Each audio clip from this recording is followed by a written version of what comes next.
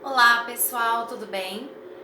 Eu sou a professora Gislaine e estou aqui hoje para ensinar a vocês os sujeitos processuais acessórios. Como nós já havíamos dito na última aula, os sujeitos processuais acessórios somente existem em face dos sujeitos processuais principais, isto é, com a presença do juiz, promotor de justiça, vítima e réu, há necessidade do magistrado também ter os sujeitos processuais acessórios. São aquelas pessoas que são determinadas e aceitas pelo magistrado para atuar durante a ação penal. Bom, o que nós temos que verificar a respeito disso? Nós temos que verificar que os sujeitos processuais acessórios poderão ser perito, o oficial de justiça, o escrivão, o intérprete.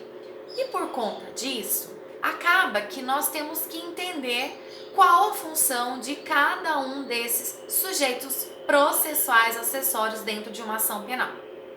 Nós vamos começar pelo perito. O perito é uma pessoa que pode ser concursada ou possuir um nível superior entendedor sobre o assunto. Exemplo: se o perito é oficial, é porque ele prestou concurso público e a sua profissão é ser perito. Se porventura o perito é considerado não oficial, é porque ele entende sobre o assunto, porém a sua profissão não é ser perito. Exemplo: um médico, um agrônomo, um psicólogo. E aí acaba que o juiz, dependendo da ação penal, acaba nomeando um perito. E muitas vezes nas regiões da comarca não existem disponíveis peritos oficiais para atender toda uma demanda. E é por isso que muitas vezes o juiz acaba nomeando o perito também chamado de louvado, que é o perito não oficial, que é aquela pessoa formada com nível superior, que tem pelo menos 21 anos de idade, que entende sobre o assunto específico para a elaboração daquele determinado laudo na ação penal. A partir do momento que você compreende o que é perito, você também tem que compreender que muitas vezes o fato do juiz nomear o perito não significa que ele está obrigado a aceitar esta nomeação. Pode ocorrer de o perito declinar da honrosa nomeação por motivos particulares. Não precisa justificar exatamente qual é esse motivo particular. Basta que apresente a sua justificativa embasando que há um excesso de serviço ou por alguma questão particular, não há a possibilidade de atuar naquele presente processo penal. Veja, a partir deste momento e a partir desta circunstância de que o perito acabou aceitando a honrosa nomeação, ele terá que elaborar um laudo pericial. E esse laudo pericial será avaliado depois pelo magistrado com a finalidade de verificar se ele acata ou não o laudo pericial. A partir do momento que o perito elabora o laudo pericial, não significa que o juiz fica a ele vinculado. Muitas e muitas vezes o magistrado acaba nomeando outros peritos para poder tirar a sua dúvida relacionada àquele caso concreto.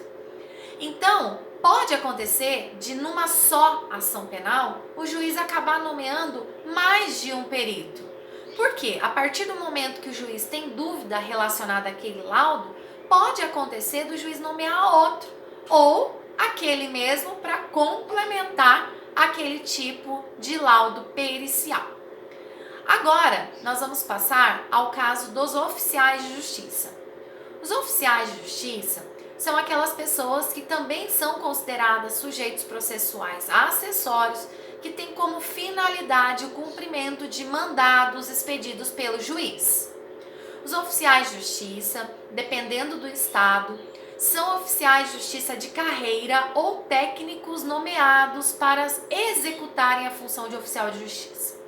Aqui no Paraná, nós temos os oficiais de justiça de carreira e nós temos também os técnicos, que são os cumpridores de mandado. Os oficiais de justiça são considerados o longa-manos do juiz, ou seja, o braço direito. Todas as decisões judiciais que são expedidas, o cumprimento cabe lá na rua, na cadeia pública, nas reintegrações de posse, nas buscas e apreensões de veículos de menores, tudo ao oficial de justiça. Pode acontecer de o oficial de justiça, através do cumprimento da sua diligência, também requerer o apoio da polícia, de alguma autoridade policial, seja ela policial militar ou policial civil. Os oficiais de justiça também são considerados sujeitos processuais acessórios. Por que acessórios? Justamente porque dependem do juiz, do promotor de justiça, da vítima e do réu para que exista a ação penal, para que ele possa, através de determinação judicial, cumprir a ordem do magistrado. O oficial de justiça está intimamente ligado ao seu chefe superior, que é o juiz. Muito bem. A partir deste momento, nós também temos que entender que existe a figura do intérprete. O intérprete também é considerado um sujeito processual acessório. O intérprete, ele atua justamente para aqueles casos em que há surdo, mudo, alguém que saiba pelo menos Libras, alguém que não está compreendendo porque a língua é estrangeira, e aí o juiz acaba nomeando aquele intérprete para poder atuar naquela ação penal. A partir deste momento, nós também temos que relatar que é considerado um sujeito processual acessório o assistente de acusação. Quem seria o assistente de acusação? O assistente de acusação seria um advogado que foi contratado pela vítima, e geralmente é contratado pela vítima, para que atue em conjunto e logo após o Ministério Público numa ação penal pública. Por que isso?